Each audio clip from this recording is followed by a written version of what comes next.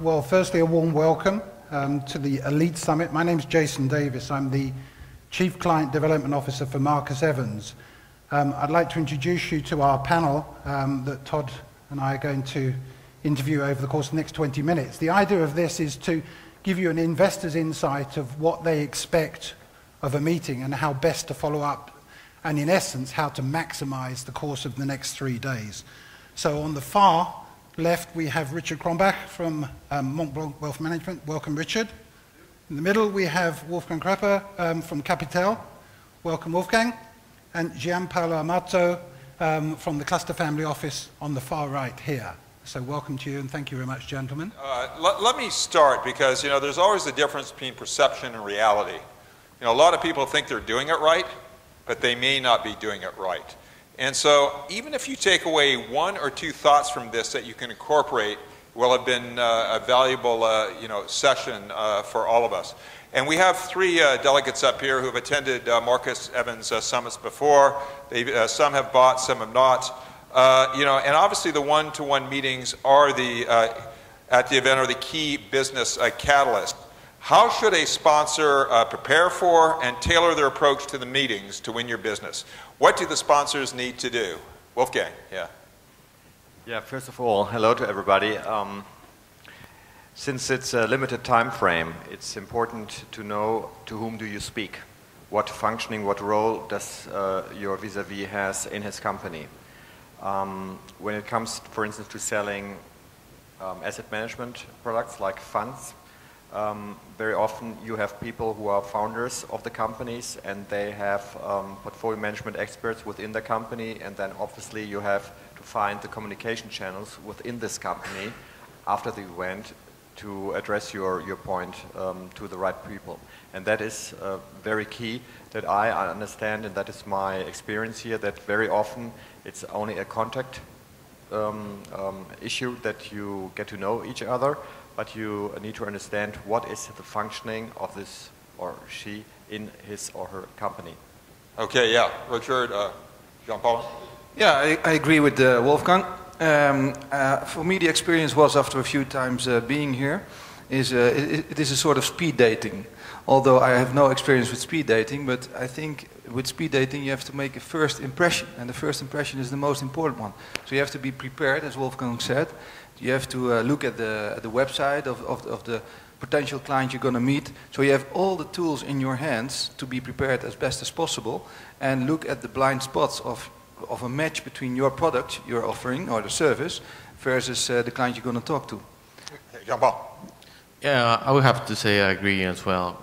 What we found in some of the other Marcus Evans events is maybe that the sponsors are not very well prepared in terms of doing their research on the company they're actually meeting, and then we spend about 10 minutes explaining to them what we are and what we're looking for, and you have very valuable time, a very limited time to explain what you do and try to gain our interest. So for us, try to explain our companies. I don't know if this experience from you guys for about 10 minutes. I think it's a waste of valuable time for you, and try to cover as many aspects and try to identify with the little information you can obtain online or from our companies what our main key interests are. Yeah, it's interesting. 2 out of the 3 just said that what isn't happening is you're not spending enough time pre-conference finding out about the people that you're going to meet. And if you did that, you would know more about what their needs are and potentially have a higher success ratio. Is that correct? Is that a fair summation? Yes. Mm-hmm. All right. Let's move on. What do you think the biggest mistake that a sponsor can make in his 30 minutes with you? If you had to choose one thing, the biggest mistake. Yeah, Jean-Paul. Well, like I said, coming to a one-to-one meeting unprepared and perhaps not able to identify some of the key important issues that the people who has in front of you is really looking for. Not just try to right away explain the whole company and the whole background of the company. Try to identify what really matters to the person who's sitting right in front of you, so it's really looking for. Try to identify those key points. So what are the most important points you think that should be made in the pitch? You have to establish from that background research you do, try to establish some of the key points that might be of interest to that person, and then just at the beginning of the meeting, try to see what catches the most interest. And that's how you really get somebody interesting in that meeting. Not whether the difference is just to talk for about 30 minutes about anything, and not really trying to get what the people in front of you is expecting you to tell them. Biggest mistake you think that when you've been sitting in these meetings that is made during a 30-minute presentation, and the most important points that should be made in the pitch? Both of you, Wolfgang. Overloading of information. It's more about a communication. It's a dating. It's a getting to know each other. It's not about telling you and just presenting in a sales pitch what it's all about. Yeah. Okay. Yeah. Well, I never actually heard the question of a sponsor. So maybe you're not interested in our product or service, but do you know somebody else who might be interested in our product or service? I never heard that question. And by the way, you pay quite some money to be a sponsor here. The time is not limited to 20 minutes because we are working here 3 days around. So you can ask during other meetings, hey, can we have a chat again? So it's not limited to 20 minutes. You know, I was recently just doing an event in Kuala Lumpur for Marcus Evans, and there was someone who was Chinese who was there. And my jaw just dropped when he told this story as one of the 3 delegates. He said, you know, I was really interested in the sponsor's product. I wanted to invest. I mean, you know, the guy has his wallet out. I wanted to invest, but then the sponsor didn't follow up with me properly. So I thought, if he's not following up with me, why should I invest? And the actual sponsor was in the room when he said that. So, you know, you got to really be very, very careful on the follow-up. And your experience, Jean-Paulo, how good has a follow-up been after these meetings? Great, so-so, mixed? Yeah. I would say so-so. So-so on the follow-up. And like you mentioned, that might be the case at some point. You might find something or some product that might be interesting, and then there's not really a good proper follow-up, or perhaps it takes too long to do a follow-up. Maybe too impersonal, maybe just an email, not a telephone call. I mean, you have to build that relationship during that one-to-one and then do a proper follow-up. But this is the key, Todd. Yeah. This is the key. Too many people, from my experience, I've been with the company now for 13 years, and they rely solely on emails to do the follow-up. I've had to, in some cases, arrange follow-up meetings for my clients because they haven't even bothered to pick the phone up and make a phone call. It's all about creating relationships, building trust, getting to people to like you. Yeah. I know that your #1 mantra, and Jason, you've been an incredibly successful salesman, not only at Marcus Evans, but in a lot of other forums over 30 years. The your #1 rule is the #1 reason people buy is because they like you and trust you. Like you and trust you. Absolutely. And what Jean-Paulo is suggesting here, what you're suggesting here is, A, there's not proper follow-up always, and the type of follow-up that's being made is an email sometimes. This isn't good enough. Maybe if there's specific information, you do that in email, of course, because it's easier to digest. But don't be afraid to pick up the phone, and don't wait too long to pick up the phone, correct? Correct. Correct. Also use the time while meeting somebody here, personally asking him at what time he expect a follow-up, yeah, and to whom he should speak. Todd, may I just highlight one more issue? We are all working in a very regulated investment field. And my experience is that some products are sort of offshore products. So I'm from Germany. I'm not allowed to offer all or to buy in all products from offshore markets. So a key question is, right at the beginning, what kind of packaging, so to say, you have in your front, for instance, yeah? And it's important that it fits to the country regulative sort of background. That again goes back to knowing the client before you get to the meeting. Yeah, Richard. Yeah, one other advice would be to dive into the situation of the prospect in front of you instead of trying to sell something. So don't waste time to just tell your story. And a lot of you are fund managers who like to tell their story, what the fund is about, all the characteristics, but also dive into the potential interest of the guy sitting across you. Yeah, and do you think the presentations themselves, that they the way that they pack the information, that they're making the most important points up front, or do you sometimes have to wait for that? In other words, do they prioritize properly, and do you think they should have fewer slides and so forth? Yeah. Well, my experience is that often they have a presentation ready, but we do not go through the presentation. They just give it away, or they put it on how you call it, a USB stick or something, USB stick, and you get it afterwards. So we do not go through the presentation, and the key points are not highlighted. And you think they should be? Yeah. They should be, yeah. Key point is the use the time to explain the USP. What differentiates your business from others? That is what interests us. And sometimes they just make the mistake of rushing when they hear the bell. I mean, the time is right now, and they just rush to the presentation and get to the key points real fast. And that's what you got to focus on the time you have. Yeah. Jason, observations on this, because you sit in these meetings a lot. Yeah.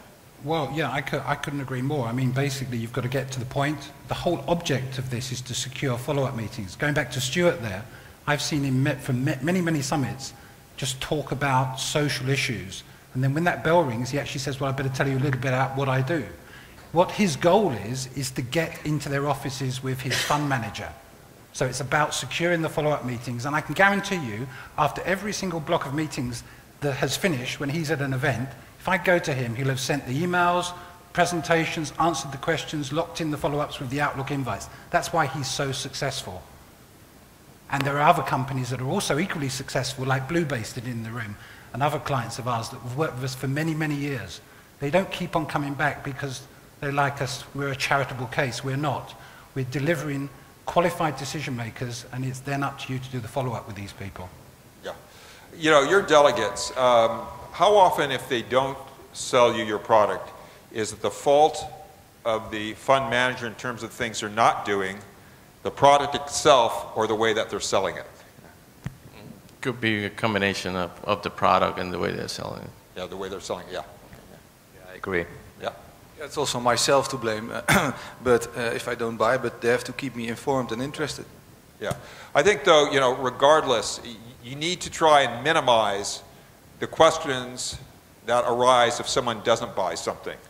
And i.e., maybe it's just not the right product, maybe the pre-conference research wasn't proper for who you're being aligned with, but I think there's a lot of things that you can do that you've heard from these people in terms of what you do in follow-up. Don't be afraid to pick up the phone, how you make your presentations, that at least can increase your potential for success. Jason? Yeah.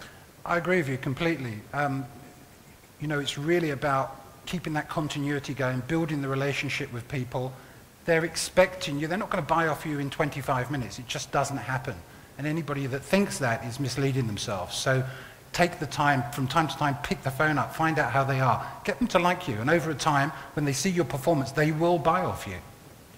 Yeah, any questions that you may have for the delegates or any observations? Any questions or observations?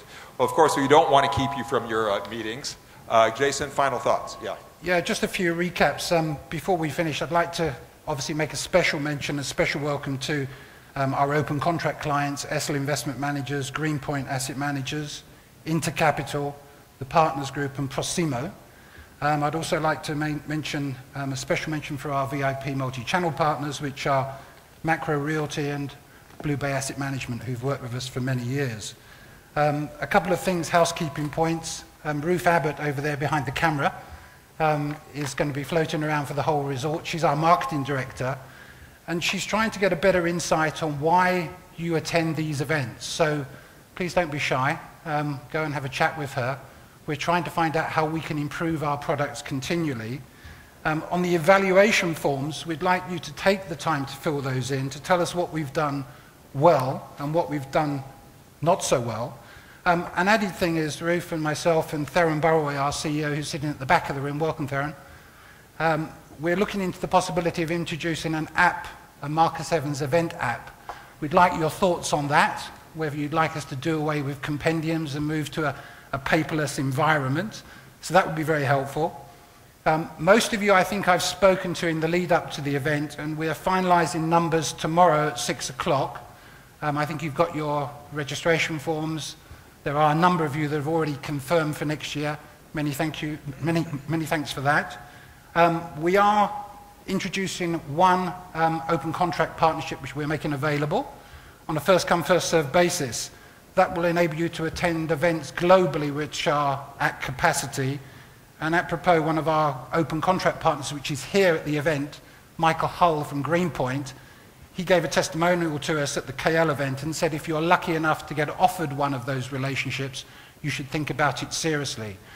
Theron and I have offered a number of you the opportunity to become an open contract partners. Please don't be shy, come and speak to us, we'll explain to you how it works. And we're also launching another multi-channel partnership for the region. We haven't explained to you how that works. Blue Bay are a multi-channel partner, so are Macro. We do bespoke events in that package, so if any of you are interested in that, come and speak to us afterwards. Other than that, just a thank you for Mr. Evans. I spoke to him this morning before the event. He wanted me to pass on his thanks for everybody. Our events wouldn't be what they are without you, and wants to wish you the very best success over the next few days. Thank you very much indeed. Thank you. Thank you very much. Best of luck. Remember the key points. Best of luck.